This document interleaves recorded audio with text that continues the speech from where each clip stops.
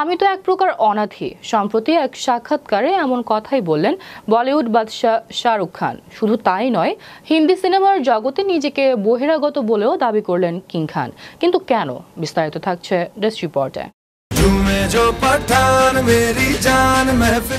সারা বিশ্বের অনুরাগীদের কাছে তিনি শাহরুখ খান, বলিউডের কিং। কিন্তু যন্ত্রণা তো রাজার মনেও থাকে।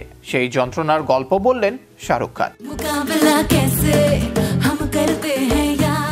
নিজেকে এক প্রকার অনাথী মনে করেন বলিউড বাদশা, কিন্তু কেন জানালেন সাক্ষাৎকারে। বলিউডের তুমুল জনপ্রিয় অভিনেতা শাহরুখ খান। ক্যারিয়ারে তার সুপারহিট সিনেমার সংখ্যাটাও বেশ লম্বা। তারপরেও বলিউড কিং শাহরুখ নিজেকে আধা অনাথ বলে সম্বোধন করেছেন। শুধু তাই নয়, হিন্দি সিনেমার জগতে নিজেকে বহিরাগত বলেও দাবি করলেন এই অভিনেতা। সম্প্রতি ইনস্টাগ্রামে ওয়াল্ট ডিজনি স্টুডিওজ ইন্ডিয়ার পোস্ট করা একটি ভিডিওতে শাহরুখকে মুফাসা দ্য লায়ন কিং নিয়ে কথা বলতে দেখা যায়।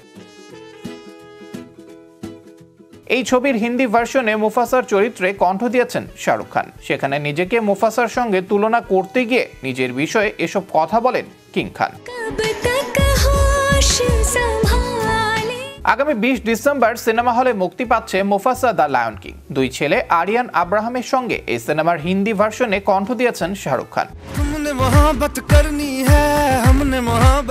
সেই সংক্রান্ত সাক্ষাৎকার দিতে গিয়ে নিজের জীবনের যন্ত্রণার কথা জানান তিনি। সুপারস্টার বলেন, যদি নম্রভাবে না বলি তাহলে বলতেই পারি যে আমার গল্প খানিকটা মুফাসার মতো। টেকনিক্যালি বললে যার বাবা মা নেই তিনি অনাথ। আমি খুব অল্প বয়সে বাবা মাকে হারিয়েছি। আমিও এক প্রকার অনাথী, কিছুটা বলা যেতে পারে। নিজের এই সাক্ষাৎকারে শাহরুখ খান আরো বলেন, এটা একজন বহিরাগতের গল্প, আর আমিও এই ইন্ডাস্ট্রিতে একজন বহিরাগত। কারণ আমার পরিবারের কেউ আমার আগে চলচ্চিত্র নির্মাণের সঙ্গে যুক্ত ছিলেন না। আমি দিল্লি থেকে মুম্বাইতে এসেছিলাম, তাই আমিও একজন বহিরাগত। এটাও তো একটা রাজার গল্প। তাই হ্যাঁ, আমি কিং। এদিকে বড়দিনের ঠিক আগেই সিনেমা হলে আসছে মুফাসা দ্য লায়ন কিং। ছবিতে শাহরুখ মুফাসার চরিত্রে কণ্ঠ দিয়েছেন। আরিয়ান প্রাপ্তবয়স্ক সিম্বার চরিত্রের জন্য ভয়েস রেকর্ড করেছেন, আর আব্রাহামের কণ্ঠ শোনা যাবে ছোট সিম্বার চরিত্রে।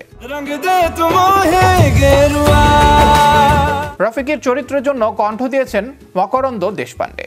সঞ্জয় মিশ্র ও শ্রেয়স তলপরের কণ্ঠ শোনা যাবে পুম্বা ও টিমন হিসেবে। এর আগে দ্য লায়ন কিং ছবিতে বড় ছেলে আরিয়ান খানের সঙ্গে শাহরুখ খান নেপথ্যে কণ্ঠ দিয়েছিলেন। এর আগে দ্য লায়ন কিং ছবিতে বড় ছেলে আরিয়ান খানের সঙ্গে শাহরুখ খান নেপথ্য কণ্ঠ দিয়েছিলেন। এবার আব্রাহামও তার সঙ্গী হওয়ায় খুশি অনুরাগীরা। আবরার আহমেদ মাহি, বিশ্ব বাংলা 24, বিনোদন ডেস্ক।